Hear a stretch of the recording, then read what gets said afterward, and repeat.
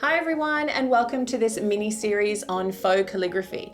I think it's a really essential tool to have learnt before starting calligraphy because you sort of tend to learn the anatomy and the structure of what calligraphy is based better from faux calligraphy. It's also a great tool to have when you have got a project that you want to do calligraphy for, but it won't work with a brush pen or a dip pen. So by understanding the faux calligraphy, you can use anything to create that calligraphy look.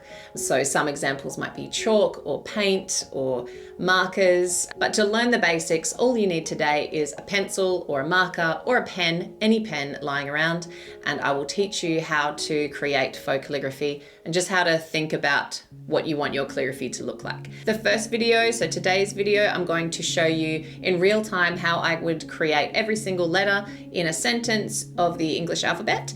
And then in the next few videos, I'll have a deeper look into individual letters, both uppercase and lowercase. And so hopefully by the end of this little mini series, you will feel a stronger grasp on what faux calligraphy is, how to achieve it, and how you can apply it to any style of lettering of your own. So without further ado, let's get started.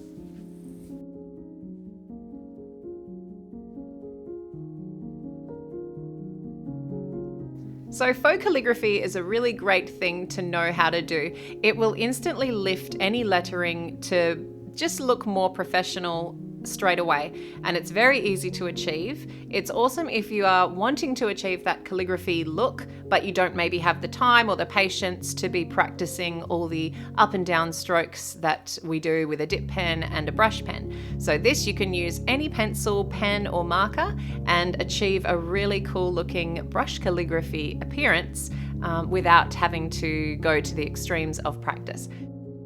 So I have been making handmade cards since I can remember. I've always enjoyed making a handmade card. So I've always found use for lettering and prettifying lettering.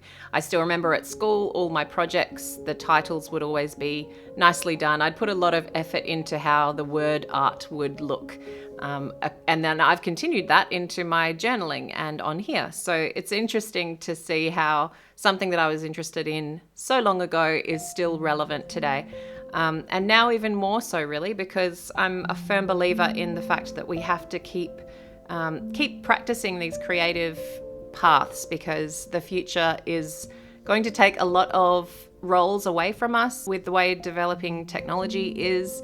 But I think one thing that can never take away is our hands and our ability to practice skills and, build creative endeavors. So that is something I really hold dearly. I just want to be able to achieve results using my hands and keep that traditional skill of art and lettering alive. And I thought a good thing to start with for a lot of people, if you're having trouble grasping the practice or the concept of the whole upstroke that is soft and the downstroke that is hard, maybe that's a little bit tricky. Why don't we bring it back even further and actually just learn to understand where the parts of a letter should be thick and where the parts of a letter should be thin. So by doing faux calligraphy, you are really just getting it into your brain which parts you're going to be making thicker. Because as you're writing the letters, as you normally would, you'll notice where your hand is bringing towards your body, and that's what we call coming down. So therefore that stroke will be thicker. So having a look at what I'm working on today is a phrase that we've all heard that has every letter of the English alphabet in it. So I thought it would be good to use that as the phrase. And then you can watch and see how I build the calligraphy look from the basic structure of normal handwriting.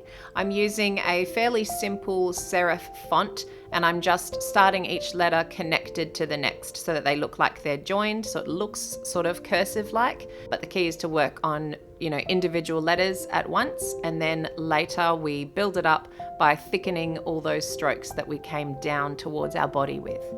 So I'll go through that in more detail as we watch the clip.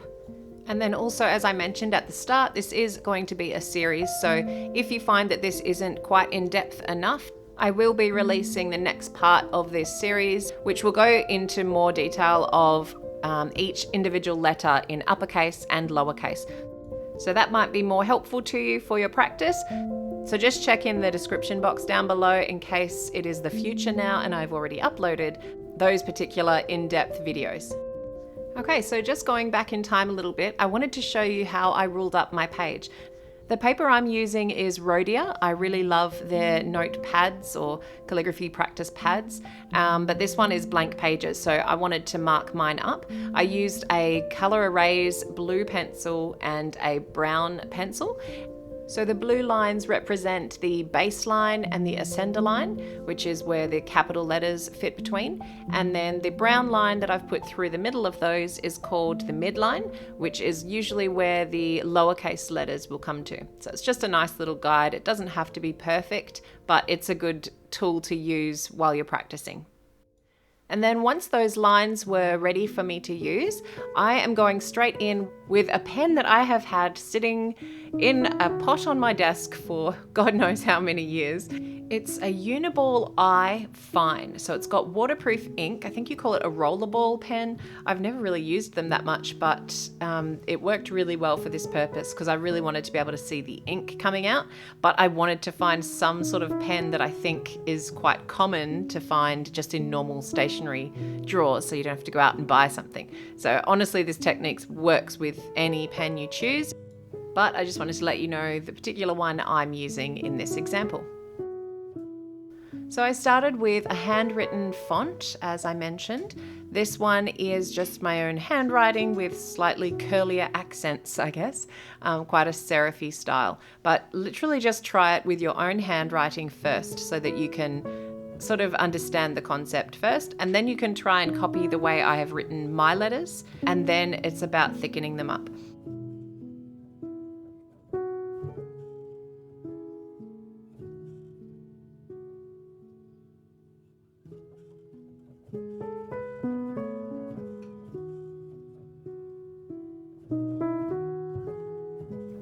Try and be mindful when you're thickening up the downstrokes to make them all roughly the same size.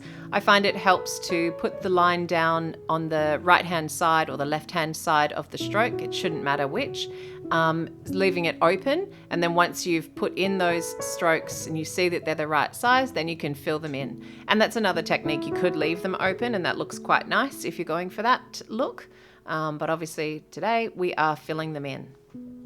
When things tend to curl around edges, like the bottom of the S or any of the loops, that you sort of have to taper the stroke off. So you don't want a harsh line because you want it to look like it has just flowed like a ribbon of calligraphy.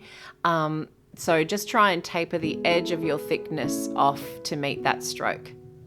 So as you can see, it's a very easy to achieve result. It's nothing too technical and you're not having to worry about any pressure on your hand or positioning of your hand. It is completely your natural handwriting and then just thickening those downstrokes. You'll also notice that at the end of mine in this example, I've actually done like a little thick sort of droplet at the end of any strokes that are left unattached. And this is just a personal thing that I like the look of. I feel like it gives you a little bit of a point of difference in your faux calligraphy. And I just think it looks really nice. I think it looks like a dip pen has left a little bit of ink, or your brush pen has just had a little bit more pressure put onto it. And I just think it looks quite nice. So that is just a personal preference. If you don't want to include that, you don't need to. So it's just there if you wanted to give it a go. So showing you the last line of this phrase, the quick brown fox jumps over the lazy dog. I'm once again starting with my basic lettering, and then as I'm doing it, I'm being mindful of which strokes I am pulling down towards my body. So this first line of the D was a stroke that I pulled down towards my body, then it went up towards the top of the D and then down towards my body again to make that loop. And then it continues. The O, I'm starting pulling downwards, then moving upwards, and then downwards for the G, as it's just like that last loop for the O. And then the tail of the G is also down towards my body and then finishes with a nice curly upstroke. So then as I go in to thicken up my strokes, I'm almost imagining how my hand drew each letter. And then I'm thinking in my mind that whenever my hand was coming down towards my body, I want to thicken that area up. And then once you've grasped that concept, that is when you can really practice with any kind of lettering. It could be a sans serif font, meaning there's no little accents or ticks on the end of letters. So a very structured, modern font. And then you could also just be mindful of where you're bringing your hand down in those positions and thicken them up. So there is lots of different font styles that you can use this technique to just make more interesting to the eye. And then one last tip would be to, I think, go on the side of less is more. I find in some of the classes that I teach, sometimes people will try to add too much thickness on the letters because they think it might be maybe not enough with just one downstroke.